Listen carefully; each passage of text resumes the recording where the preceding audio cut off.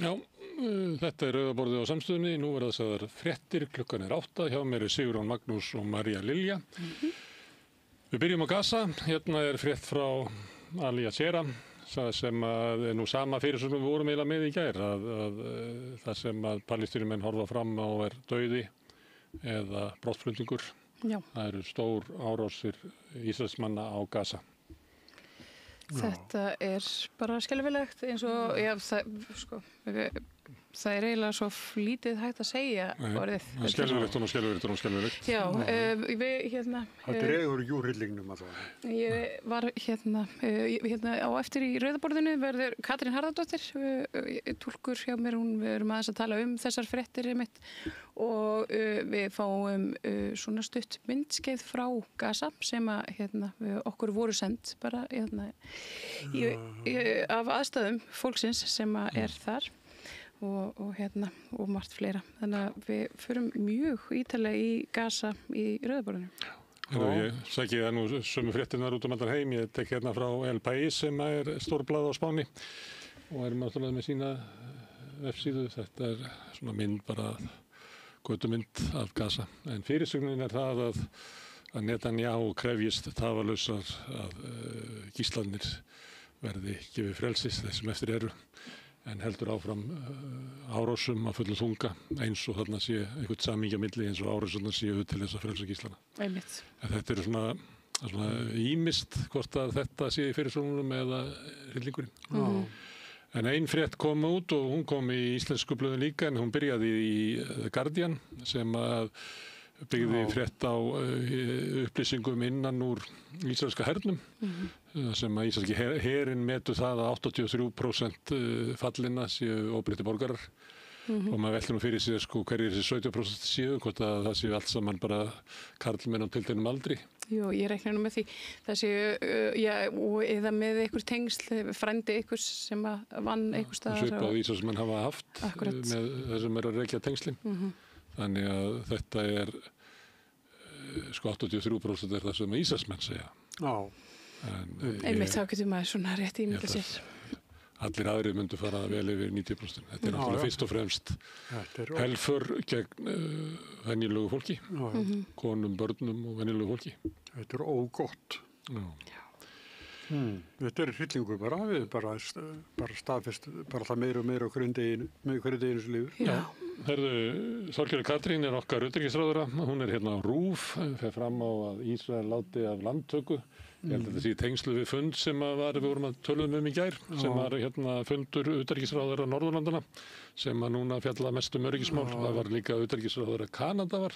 Ég var nú sleppti nú að taka hana með, það var frétt frá Kanada, þar sem að það þótti svolítið merkilegt að utanríkisráðherra Kanada væri á þessu fundi. Það hefur verið að tala um að Ísrael láti af landtöku, þetta er náttúrulega. Já, það taka allir undir þetta, nánast allir, Já, þegar Ísraelir voru að samþykkja þessar nýju landtökubyggðir. Inn í borginni. Já, sérst við á Vesturbakkanum og austan við Jerúsalem.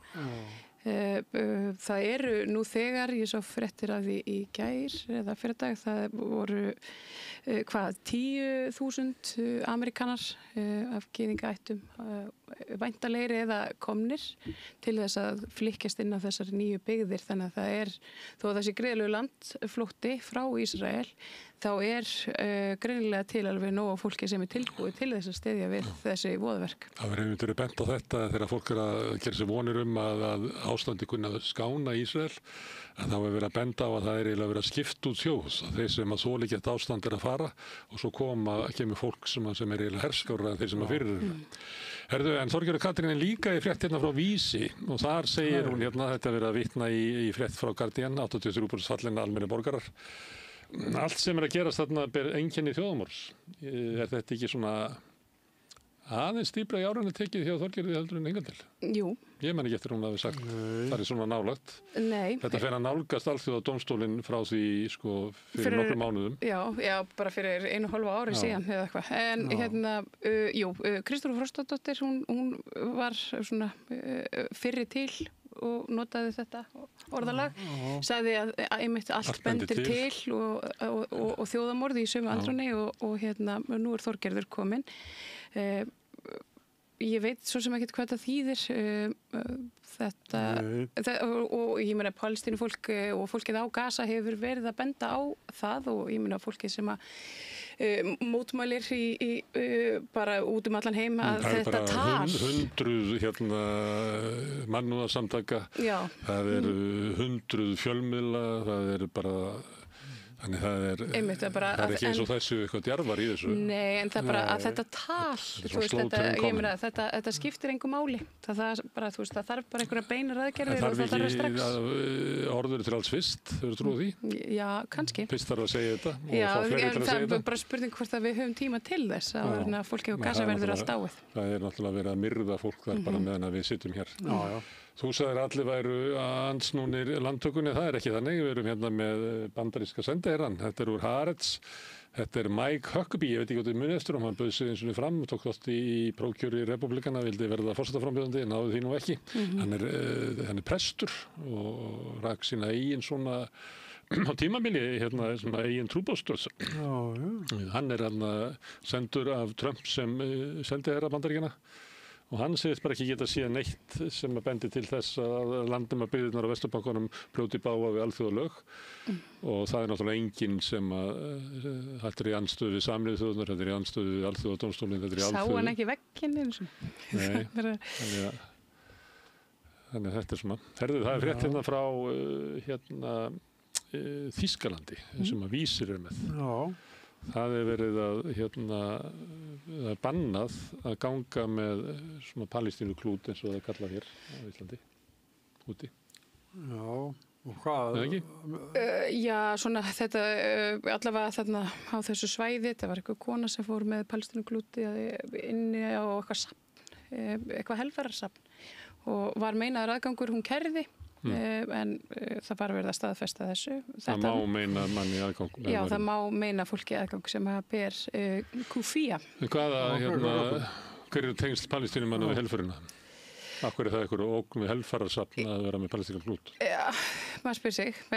En ég held að það sé nú meira bara ógn við Þýskaland sem hefur aldrei gert upp. Og dægilegu upprýfin bara. Einmitt, hefur aldrei gert upp helförina. Það er Palestínu þekist því ekki? Já. Jú, en þú veist, auðvitað, ég meina, stuðningur Þýskalands við Ísrael er náttúrulega bara óumdeildur, Það lítur svo á að ég lappa inn með þennan klút inn í helfararsafn að þá sé ég með svona gyðingaandúð, þar sem ég er að koma með andstæðinga gyðinga í dag, eða gyðinga ríkisins Ísrael. Já, þú veist, ég veit það ekki, væntanlega hafa það verið rökin á einhverju leyti, en ég meina, þetta hefur ég held að þetta myndi ekki ná í gegn íslenskum lögum, en það er alveg þýsk lög eru eru sérstaklega að venda út af sögunni, þá eru þau öðru sem ég get ekki séð að þetta er því samþykkt hér. Nei, en þetta ég meina, við sjáum þetta víða, Bretland og Palestine Action, þú máttu ekki vera merktur Palestine Action með neinum hætti. Það er skilgreint sem hryðjuverkasamtök. Og það er hryðjuverkasamtök.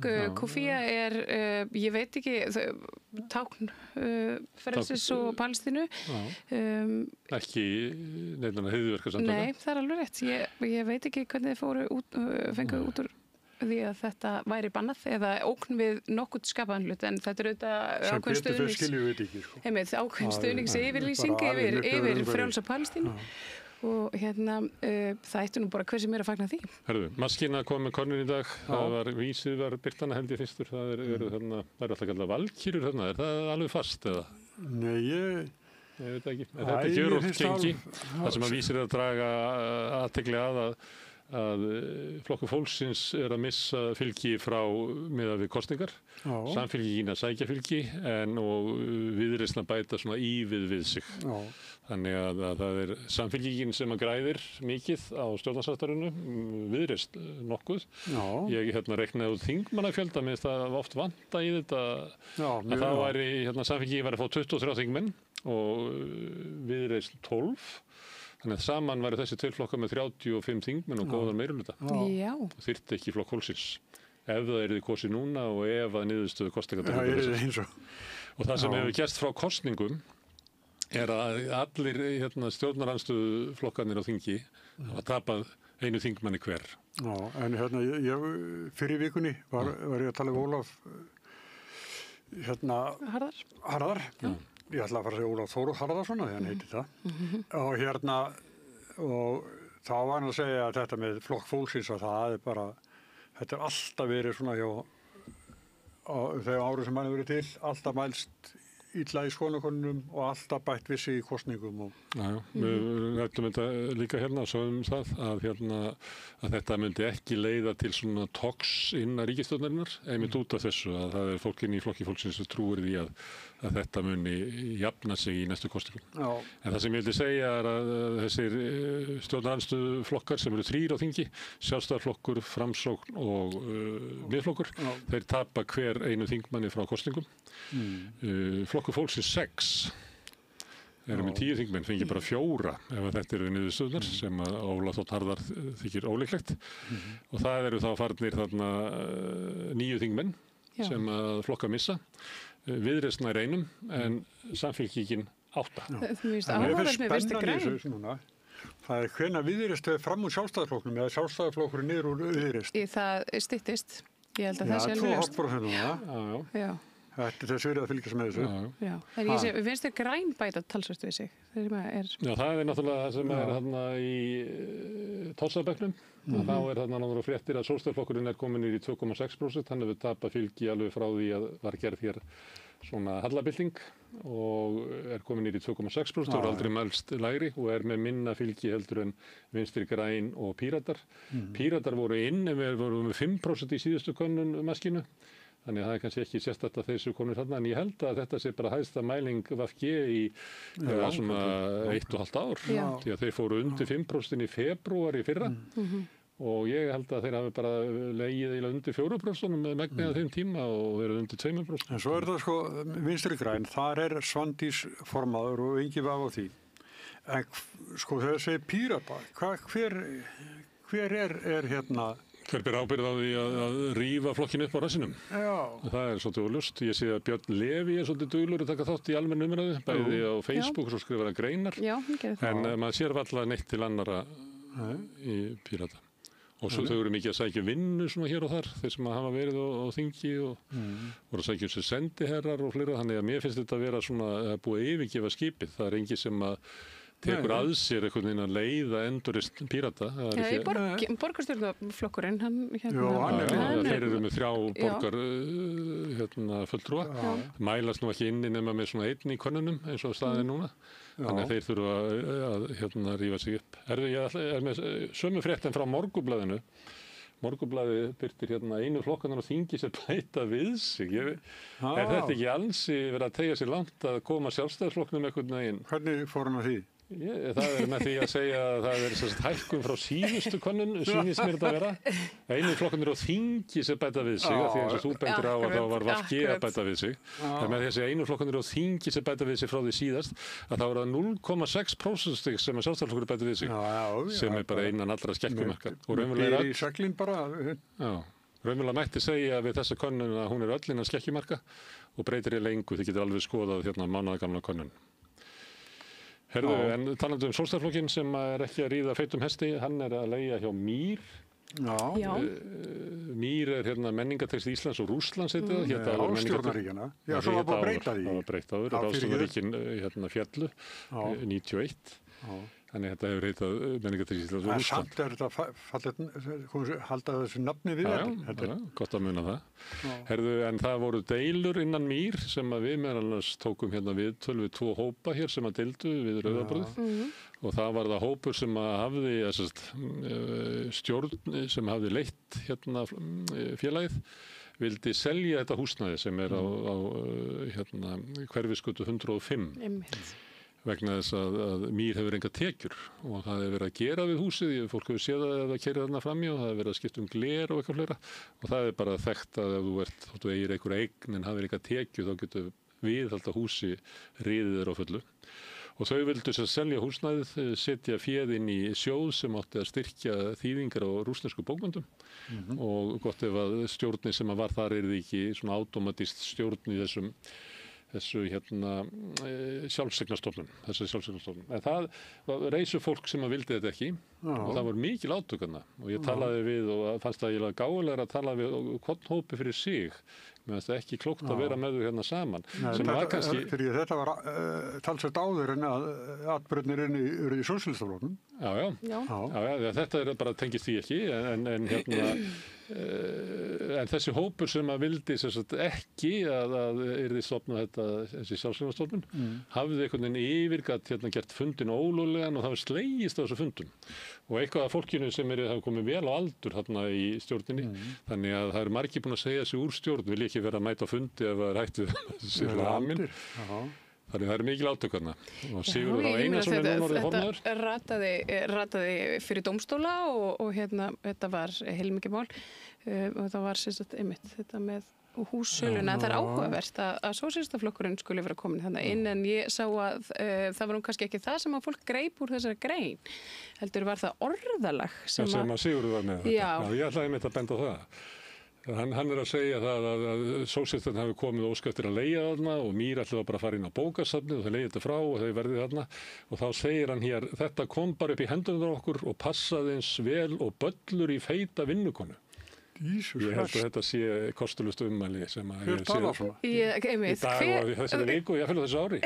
Ég hugsa, það er eitt áður sem Jú, einhvern tímann hefur maður heyrt svona sóða tala en ég minnist þess ekki að nokkur fullorðinn einstaklingur hafi látið annað eins út úr sér í fjölmiðli. Nei, það er stemming hana í Mír, það verður að segjast. Ég veit ekki, þetta er einhver óstemming, þetta er bara einhver rugl. Þetta er allavega kvennfyrirlitning og ekki mikil virðing fyrir vinnukonunni. Það sem er kannski ekki mjög fallegt heldur. En kannski út af hversu lítið sósíalistaflokkurinn mælist að þá er Sanna borgarfulltrúi. Sósíalistar eiga 2 borgarfulltrúa. Sanna er önnur þeirra og hefur leitt flokkinn í borginni í bráðum 8 ár og hún er spurð að því hvort hún ætla að bjóða sig fram fyrir hönd þessa flokks og hún er að segja sama og hún hefur sagt bara undanfrið, þetta mun bara koma í ljós. En þetta mun held ég að verði aukið þungi í þessu svona með haustinu þegar að fara að koma í ljós hvernig þetta skipast allt saman frambúðin sem að verða í sveitarstjórnarkosningunum í vor. Já. Herðu, það er Morgunblaðið á prenti. Við ræddum þetta nú eitthvað í gær, þetta er í tilefni af vaxtaákvörðuninni sem var engin. Og þarna bendir Morgunblaðið á, eins og kemur fram bara í gögnum Seðlabankans, að þau segja peningamálanefndin segir að þau mun ekki lækka vexti fyrir en það fara að nálgast verðbólgumarkmið Seðlabankans sem er 2,5%. Og mogginn dregur út úr gögnum Seðlabankans að Seðlabanki sjálfur gerir ekki ráð fyrir að það náist fyrir 2027. Þannig að raunverulega er hægt að leggja saman 2 og 2 og fá þá út að það verða 7,5% vextir út þetta ár og út næsta ár og kannski við munum við lækka árinu 2027. Þetta held ég að sé ekki góð tíðindi fyrir marga. Nei. Og ég held að sé að fara að reyna svolítið á þessu. En getur verið að þetta sé svona svartasta myndi sem á að dregin upp og mogginn stekkur og hana? Já, vegna þess að hann vilji sína það að þetta sé allt ríkisstjórnin að kenna. Já. Ég veit það ekki. Ekki ég. Það er erfitt að skilja moggan. Já. Herðu, en það eru gagnrýni ég talaði við Villa Birgis, Viljón Birgis, hann kallaður oft Villi Birgis. Já. Og hann var að ekkert skiljast í þessari hávaxtastefnu og þarna kemur gamalt félagi hans, Ragnar Þór Ingólfsson, sem var formaður VR en núna þingmaður Flokks fólksins. Já, og formaður fjárlaganefndar. Og hann er að gagnrýna þetta og það sem Villi var að segja er að þegar það var samið og náttúrulega nú stættu svo okkur spjóta á Viljón Birgisson og Sólveig Önnu og fleiri sem að leiddu þessu samninga sem voru þarna. Það sem að stór hluti af kjarabótunum sem áttu að koma til svo kallað venjulegs fólks var vaxtalækkun. Og Viljón sagði að hann hefði farið að skoða hvernig raunvextir væru hjá Seðlabankanum á þessari öld. Og miðað við það að þá hefur Seðlabanki bara hækkað raunvexti. Þannig ef þetta væri svona svipað og þeir hefðu verið fyrstu 20 ár þessar aldar, þá ætti vaxtastigið að vera svona 6% í dag. Þannig að það kom einhver svona auka 1,5%. Og kannski er Er það í stjórnartíð Ásgeirs Jónssonar sem? Já, hann bara vill hafa þetta svona. Já, þetta var ekki svona til þess að Már var Seðlabankastjóri? Nei, mér finnst þess að Villi var eiginlega að segja það að ég meina það er auðvitað að maður bara skoða söguna og ef við náum verðbólgunni niður í 4,5% eða 4,2% að þá ætti að vera miðað við hvað hvernig vextirnir hefur í Seðlabankanum vera svona 6% vextir en þeir eru 7,5%. Þannig að Seðlabankinn hefur skipt gír og vill flytja meiri peninga frá skuldurum til þeirra sem eiga pening. Bara, og nemur sem Viljið sagði eitthvað 32 milljörðum ári sem Ásgeir að flytja með því að hafa hækkað raunvextina sem að stýrivextir eiga að bera. Og með eitthvað sem segir mér það að til dæmis áður en þessi ríkisstjórn tók við þá var svona eiginlega stemmingin að það var engin til í að gagnrýna peningamálastefnu Seðlabankans. Menn voru að reyna að gagnrýna ríkisfjármálin og annað slíkt en mátti ekki gagnrýna það. Þetta er svona svipað og er í sjávarútveginu. Það má aldrei gagnrýna Hafrannsóknastofnun sem er að leggja til kvótann. En þú átt bara að gagnrýna veiðigjöldin og annað slíkt og það var alltaf skilið eftir að gagnrýna Seðlabankann. Ég held að þetta eftir að springa núna í haust. Fólk er að segja, þú veist, þessi stefna hvergi er ekki í heiminum og við bara viljum hann ekki.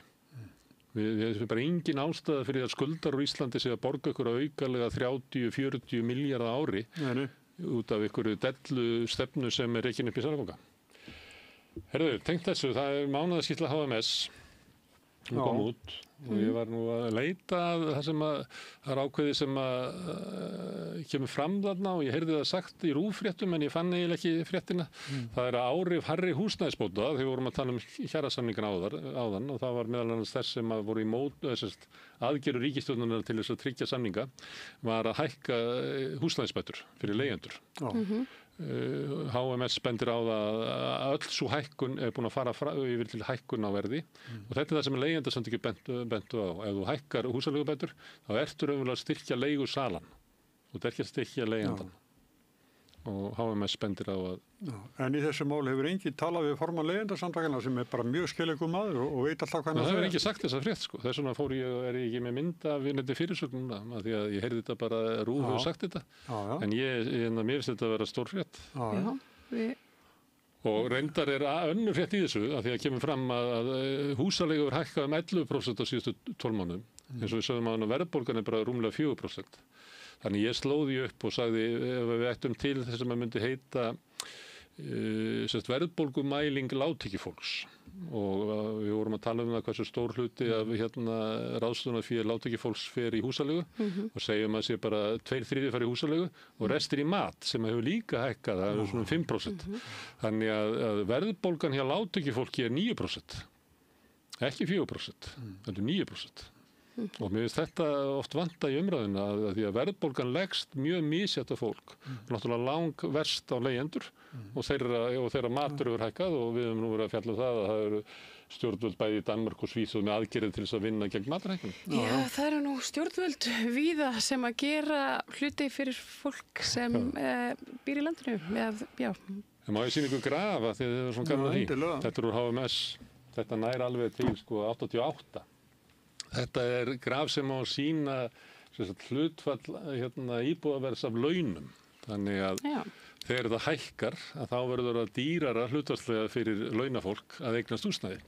Og ég setti pílu þarna, það sem er eiginlega, þetta er 2004, þegar að 90% láni koma inn og þegar bankarnir fara inn og raunverulega einkavæða íbúðalánakerfið.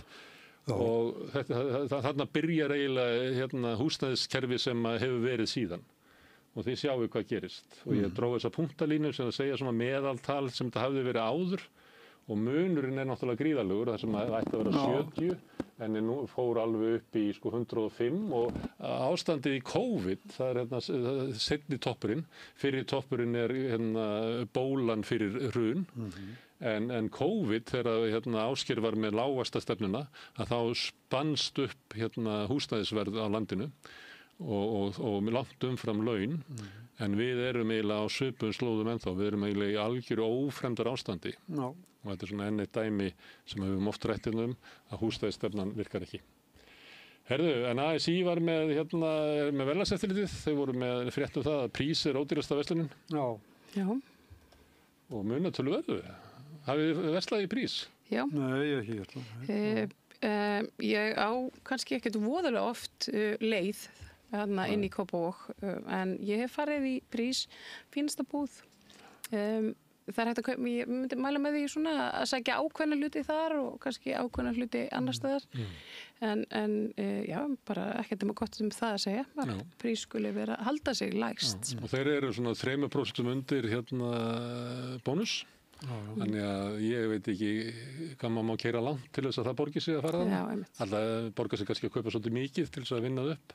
Ég er ekki á bíl, þannig að ég veit ekki, kannski get ekki strætó til að versla það. Skal vera maður minn. En ASÍ er með ágætis úttekt á síðunni sinni áhrif prís eða innkomuprís á verð og það er sérstaklega í krónunni. Því að krónan sildi alltaf svona rétt undir bónus og núna svo kemur prís fyrir ofan.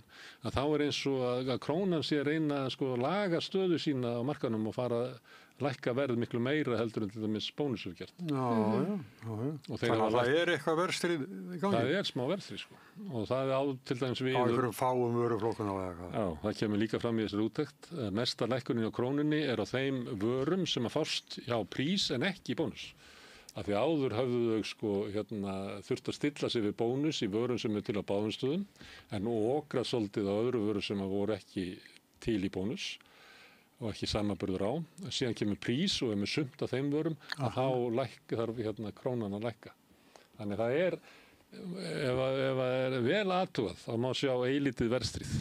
Já, en það kom ekki líka fram hvað þetta fjaraði fljótt út eftir að Costco kom. Það fóru ykkur reyna að keppa í Costco, lækkuð verð, svo bara... Já, það var aldrei komið fram þessi rannsókn sem ég hef stundum verið að benda á þetta og segja þetta, en ég man ekki eftir að ykkur hafi gert þessa rannsókn. Það sem kenningin er svo að Costco kom bara mjög neðarlega, 20% undir og aðri fór ekki niður, vegna þess að þeir sögðu að þeim hefur bara hirða þá þessa 12% markaðshlutdeild sem við náðu þessar einu búð og svo þegar það var búið, þá var möguleiki á því að Costco myndi þá opna aðra, til dæmis upp í Grafarvogi eða eitthvað slags og halda áfram verðstríðinni, þeir kusu að gera það ekki, heldur hækka sig mjög upp að hinum og þessi munur veldur því að Costco-búðin í Garðabæ ekki er besta Costco-búð í heimi, ef þú telur það með hvað er græðan í hjáni.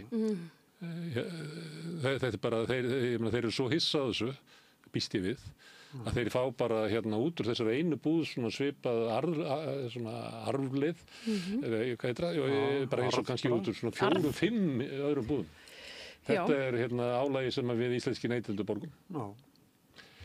Og komust ekki undan þessu, það er það agalegasta. Nei, við getum ekki farið Við erum við getum ekki kert á milli landa til að gera þetta. Nei, hvað er það að gera? Einu sinni fór fólk að versla. Við erum að halda út í fréttatíma. Einu sinni fór fólk að versla til Skotlands og hingað og þangað, menn ekki því. Nú er það alltaf á netinu. En maður getur ekki fætt í Skotlands að kaupa mjólk eða bacon. Nei, það voru svona ferðir, til Glasgow og Það voru svona húsmæðraferðir. Það voru oft konur í hópum sem fóru í svona ferðir. En netið eitthi því. Herðu, Spiegel, það er nú merkilegt blað. Það er frétt, þeir komum við fyrst með þessa frétt að það var eftirlýstur úkraínsku maður sem er kafaraþjálfari. En hann var handtekinn á Spáni og þeir eru grunar að hafa farið á lítilli skútu og kafa hann niður og sprengt Nord Stream í gaslistuna. Og þetta er þetta mynd sem er tekið þegar hún var nýfærin í sundur. Þetta er einmitt sú leiðsla sem að Rússar áttu að hafa sprengt. Því var haldið fram. Já. Þó það meikaði enga sens, eins og sagt er, að Rússar væru að sprengja þetta. Það var annarkvort þetta Úkraínumenn eða Bandaríkjamenn. Og ég held aldrei neitt að við efast það, En þýsk yfirvöld, þetta var sett í einhvern fjölþjóðleg rannsókn, Svíarnir, ég held þessi í sænskri lögsögu, þá voru Svíarnir voru í þessu og Danir og eitthvað fleira, kom ekkert út úr því, líklega vegna þess að það eru annarkvort Bandaríkjamenn og Úkraínumenn eða Úkraínumenn með blessum Bandaríkjanna eða aðstoð Bandaríkjanna sem hafa gert þetta. En núna er þess að búið handtakana mann sem en þegar við lesið þetta ekki, það eru margir sem efast að þessi skúta hefði geta gert þetta. Þetta væri líklega miklu stærri aðgerð en þeir hafi ráðið við. Ekki veit ég um það. Erum við talandi Rússa, ég er með BBC. Það hefur aldrei verið meiri loftárásir á Úkraínu. Nei. og tengist því sem við höfum svolítið verið að segja eftir hennar Washington-fund að þetta var ekki skref í áttu friðar. Nei. Og bara æst ófriðin eða hvað? já, það er bara, Já, virðist vera að einmitt ef að rússar eru farnir að sækja svona töluvert á, það er sko... Það er ein leið til þess að reyna að skilja þetta. Það er að segja sér svo að Trump hafi komið hann inn og verið með einhver svona úrslita tilraun á því að láta Úkraínu og Evrópu fallast á kröfur Rússa til þess að setja slökk á stríðinu. En ef þið viljið það ekki, að þá bara dregi hendunum tilbaka, ég skal selja ykkur vopn og svona, en það er Bandaríkjamenn, þetta verður ekki lengur svona kallar proxy war, þetta er ekki stríð á milli Bandaríkjanna og Rússlands. Ég ætla ekki að standa í því. Og þá, ef að það eru skilabóðin, þá náttúrulega herða Rússar bara sóknina, því að þá munir þetta leysast á vígvellinum, eða þá í samningum á milli Úkraínumann og Rússa, og þá skiptir aðalmáli hver er staðan á vígvellinum, ekki það svona hver er staða Bandaríkjanna viðhorf þeirra í alheimspólitíkinni. Nei. En samkomulag milli þessara tveggja þjóða er bara mjög ósennilegt. Það kemur frétt hérna frá New York Times sem að segja það, að það er mílur á milli og bara er að fjarlægjast. Og ég er hérna með fréttur heimildinni sem var reyndar mjög víða, það er hérna varaforsetinn í Bandaríkjunum. Já, J.D. Vance. Hann segir að þetta sé bara evrópskt mál. Já. Við megum bara eiga þetta. Er það gott eða vont, haldið? Fyrir, ef þú vilt frið. Bara fyrir heimsfrið, ef við horfum þetta bara þannig? Ef þú vilt að stríði endi, að þá væri betra að hafa Bandaríkjamenn sem að geta einhvern veginn boðið Rússum eitthvað fyrir að hætta. Tónnin í Evrópu leiðtónum er svo að þeir ætla bara að vinna þetta þeir vilja ekki gefa neitt land eftir, þeir ætla bara að vinna þetta á vígvellinu. Já, innlima Úkraínu. Þannig að þetta þýðir það að þetta krabbamein í Evrópu mun bara halda áfram, að grafa um sig.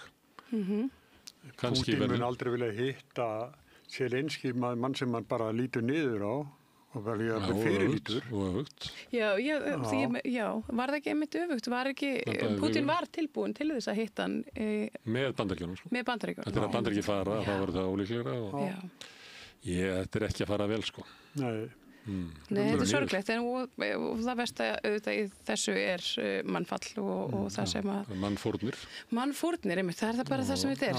Framtíð Úkraínu verður alltaf hryllilegri. Ég var að sjá svona spá mannfjöldaþróun, það sem var spáð að Íslendingum myndi fækka 3% á næstu 50 árum. Það var kannski ekki alltaf mikið vit í þessu.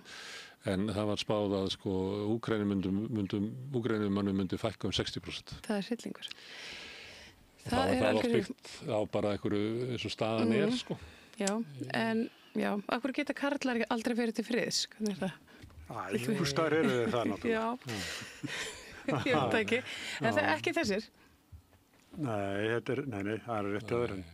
Það eru til kallar sem eru friðsamlegir. Jú, mikið rétt. En svo ef þetta ræðst á vígvellinum að þá er verið að reyna að meta styrk af því þetta er svona stríð þar sem er reynt að láta anstrengi blæða út og miða við möguleikan á því endun í að mannaflan á fremstu víglinu að framleiða vopn upp í það, þá hallar mjög á Úkraínu. Það er eiginlega eins og staðan er núna að þá er því lengra sem þetta er því aukast líkurnar á sigri Rússa, ekki öfugt sko. Já. Herðu, fréttur úr The New Yorker, þeir fóru settu í stað ykkur rannsókn, hann heitir David Kirkpatrick, fór að rannsaka það hvað hefði Trump grætt á því að vera forseti. Og hann hefur grætt með alls konar hætti, hann fyrir þess gefins þotu, hann frá arabísku fyrstadæminum, Katar sem gaf hann. Hann hefur stofnað svona fjárfestingarsjóði í eigin nafni og það sem engi vill fara í það því hann er ekkert sérlega góður í fjárfestingum. En svo gerist allt í einu að Sádi-arabíski þjóðarsjóðurinn, hann leggur alveg gríðarlega peningan inn. Hann hefur verið í ótrúlegu braski með svona bitcoin og svona rafmyndir. Með því að til þess að leyfa bandarískum lífeyrissjóðum að fjárfesta í því og áður en að tilkynna allt svona þá fjárfestir hann gríðarlega mikið í því. Þannig hann hefur grætt svona, hann hefur ekki búin að vera lengi í jobbinu en hann er búin að græða 3,4 milljarða bandaríkjadollara sem eru svona 420 milljarðar íslenska króna. Já, þessu kjörtíðanbili. Já, bara þessu kjörtíðanbili. Og allt hans slekti. Og það hefur einmitt bent á það, ég held að sé þarna í greininni að í fyrra kjörtímabili þá voru börnin hans voðalega mikið í svona hlutverki inn í Hvíta húsinu, svona einhverjir ráðgjafari hinn á þessu, en þau eru eiginlega öll bara í businessnum. Af því að þetta náttúrulega verið að halda því fram að hans aðal markmið með forseta að vera í Hvíta húsinu sé bara að græða. Og hefur greinilega gengið eftir jólum. Já, samkvæmt þessu. Já, samkvæmt þessu. Hann er bara... Mókar inn penningum. Já, þeir segja að fyrir hann hafi tvöfaldað auðlegð sína á þessum tíma. Það er ég man ekki hvað það var, 10 miljardar yfir í 5 yfir í 10. Herðu, Morgunblaðið. Já, blessaðmangin. Þetta er ítrekkubrot með ríkisábyrgð. Þetta er mál sem við höfum fjallað um. Samkeppniseftirlitið sagði að Landsvirkjun hefði brotið samkeppnislög með því að bjóða almenningi upp á ódýra orku. Og það hefði átt að verja þá sem að vilja græða orkunni og Landsvirkjun átt að bjóða hærra svo að aðrir einkaaðilar gætu boðið orku og grætt á því. En Landsvirkjun bauð svo lágt að það gátu ekki grætt á því. Ég sá þarna á myndinni að þetta er svolítið mokkalegt nafn á blaðamanninu sem skrifaði þetta. Matthías Jóhannesson. Já. Þetta er ekki sá gamli. Nei. Heyrðu, ég tók þetta svolítið með að því að við höfum stundum bent á að Mogginn og Viðskiptablaðið er ekkert sérlega hrifin af Samkeppnisstofnun. Finnst Samkeppnisstofnun vera algjörlega hlægileg stofnun. Leggja hana af. Leggja hana af og sé bara til trafala og eitthvað lera. En núna í þessu máli þá var Mogginn verið rosalega ánægður með Samkeppnisstofnun. Já. Að þetta er ríkisfyrirtæki. Já. En ég er með aðra frétt um Moggann, það er á Vísi. Já. Þeir eru að tapa. Maður græðir ekki á að gefa út Moggann. Nei. Ekki á blaðinu sjálfu, en maður getur grætt á því að kannski eru veiðigjöldin lægri eða? Já. Og við erum ekki enn komin inn í Evrópusambandið, svo var nú eitt í áætlunni við að kaupa Moggann. Ekki taka upp evru, ekki ganga í Evrópusambandið, ekki leggja veiðigjöld. Já. Og ekki breyta stjórnarskránni. Já, og ekki breyta. Það er Rósa Móska Magnússon, sagði að það hefði verið markmið með kaupum útgerðarinnar á Moggann. Já, en þetta er áhugavert í svona í ljósi launablaðs frjálsar verslunar, því að þar er nú Davíð Oddsson, ritstjóri Moggans, trónir á toppnum yfir þá sem hafa hæst laun í ritstjóra, einmitt. Kannski er helmingurinn laununum hans eru eftirlaun sem hann hafði, hann samti þau nú sjálfur í frægu eftirlaunafrumvarpi. Þannig hann og það er ekki hægt að breyta þeim. Hann meiri að setja inn í lögin að það er svona frádráttur frá því með aðrar atvinnutekjur. Nema þú séu ritlun. Af því að hann sá fyrir sér að hann myndi fara að yrkja og yrði svona eins og Snorri Sturluson myndi skrifa svona kannski eina Davíðsettu í lokin. Þannig að hafa sett inn í lögin að slík vinna myndi ekki skerða eftirlaunans. Þannig að þetta er ekki bara en útgerðin er að borga okkur 3 milljónir á mánuði pluss fyrir að halda úti þessum oft kostulugu leiðurum. En þarna kemur fram í fréttinni að þeir eru búin að ákveða að auka hlutafé í Mogganum 600 milljónir og hafa gert það oft áður og munar ekkert það. Þetta er ríkasta fólki í landinu sem á þetta. Hvað var þetta eftir mikill peningur sem að veiðigjöldin sem fóru svo fyrir brjóstið að gráta yfir Þeim tókst að fresta allt bara að leggjast í rúst út af veiðigjöldunum og sama tíma taka 600 milljónir inn í Moggann. Og svo ættum við náttúrulega að velta þessu fyrir þess að er þetta eðlilegt? Og við ættum að vísa til hvað skoðanir Davíð Oddsson hafði, hvenær voru fjölmiðlalögin? 2004. Þá vildi hann ekki að svona markaðsráðandi aðilar væru að vasast í útgáfu. Þarna erum við með ríkasta fólk landsins sem er með markaðsráðandi stöðu í sjávarútvegi sem eiga þetta blað og reka sína stefnu að varðdrægni. Og þetta er ekki beint svona gott fyrir lýðræðið að fjölmiðlarnir sé í höndunum á Nei, alls ekki. Svona ólíkarka kerfi. Nei, alls ekki. Þetta er eins og hann vildi dyrði þá ef að vilji hans með fjölmiðlalögin hefðu bara orðið veruleika þá er eitt borin von að núverandi eigundum að Mogginn kæmi þá bara ekkert út lengur því að sá sem hefði aðaltekjunu sínar af einhverju öðru heldur en þessu mætti ekki eiga fjölmiðil og svo líka þetta það mátti ekki eiga bæði prent og ljósvakamiðla en Mogginn er í söllu saman K100 og Já, og sjónvarpsstöð líka. Er það með sjónvarpsstöð? Nú, ekki dagmál, spursmál. Ég veit ekki hvort að það Þú er nú flokkist. mætt hana. Já, ég veit ekki hvort að það er flokkist sem Já, sjónvarpsefni allavega. Ég veit ekki hvort að, hvað þarf til að vera sjónvarpsstöð, ég veit það ekki. Herðu, það var könnun líka afstöðuna til hvort að þjóðin sé ánægð með Höllu Fosta. Já. 52% ánægð. Man ekki, ég held að það sé svona 14%. Ég er með graf, svona bara sjá það strax á eftir, það sem að kemur fram. Það er 14% sem eru óánægð með hana. Og þá verðum við náttúrulega að vísa því vorum að tala um Davíð Oddsson. Hann fikk 13,7, þannig að þetta er svona Davíðs fylgi sem er óánægt með Höllu. Já.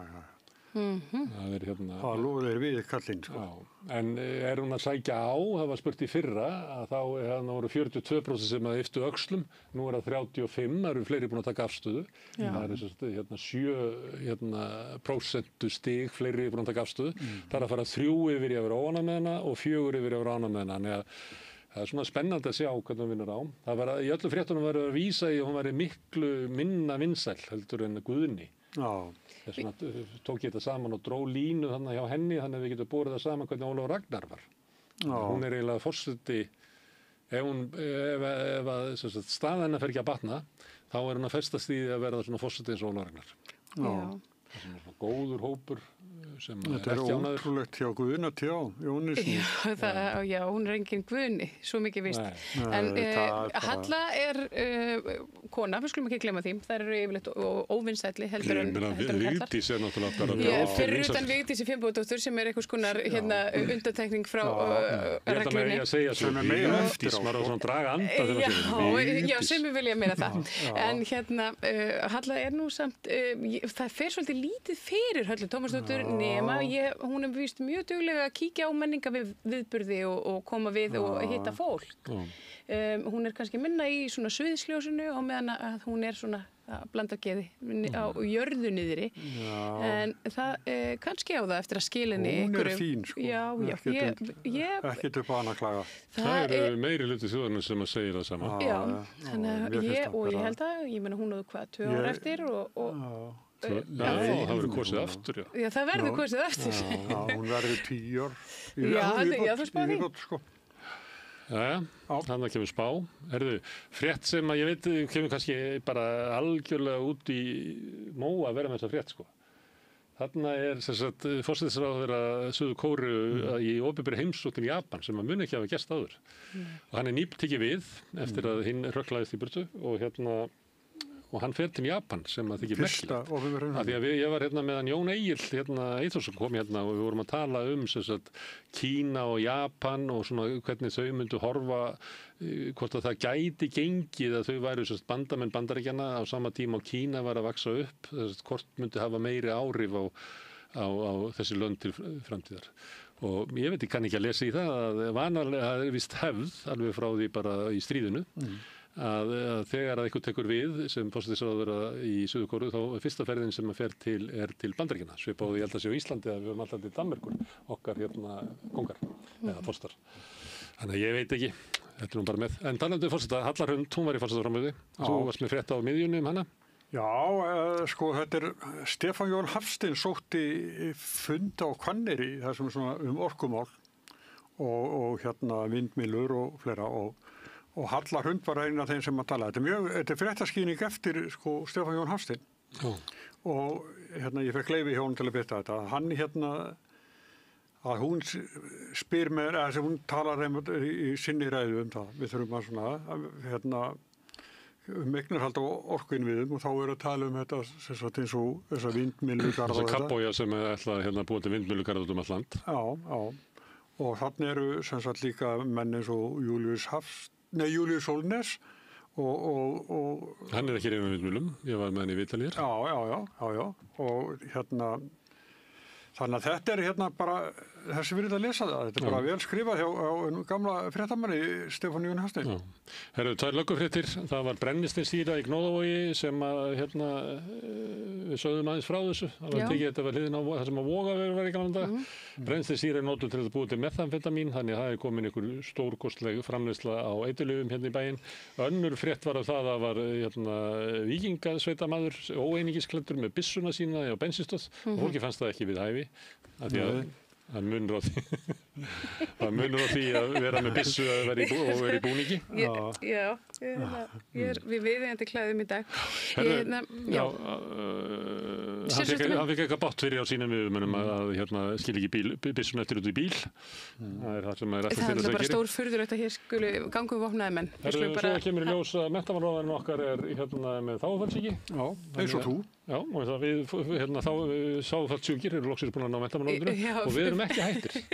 Nei, mér finnst þetta sko svona meiri virðing sem hann fær fyrir þetta ef hann er með þágufallssýki og er menntamálaráðherra, mér finnst það mjög sætt sko. Já, það er svolítið sætt. Ég er sammála, það er sætt, ég held með þessu. Það svipað að vera veikur heilbrigðisráðherra, eftir við það. Já, eitthvað svolítið, já, ég meina þú verður einhvern veginn, þú verður að vera svona eins og method acting, þú veist, þú setur í hlutverkið. Guðmundur Ingi Kristinsson, hann er bara aðeins öðruvísi en flestir aðrir á þingi, allt í lagi með það, bara fínn maður. Bara frábær típa. Þetta er lokin hjá okkur, Sigurjón og María, kæra þakkir. Eftir örskamastund að þá byrjar rauðaborðið, hún María ætlar að kynna hvað verður í því. Ég bendi á að þið ef þið eru að horfa á Facebook eða YouTube að þá verðið að krækja í annan svona straum og finna rauðaborðið annars staðar, en þið sem eru að horfa á þetta í sjónvarpið og hlusta útvarpið, þið bara sitið róleg. Rauðaborðið er næst. Samlokubrauð, maltbrauð, tékkneskt brauð, súrdeigsbrauð, brauð ársins, Bernhöfts bakari, íslenskt handverk síðan 1834.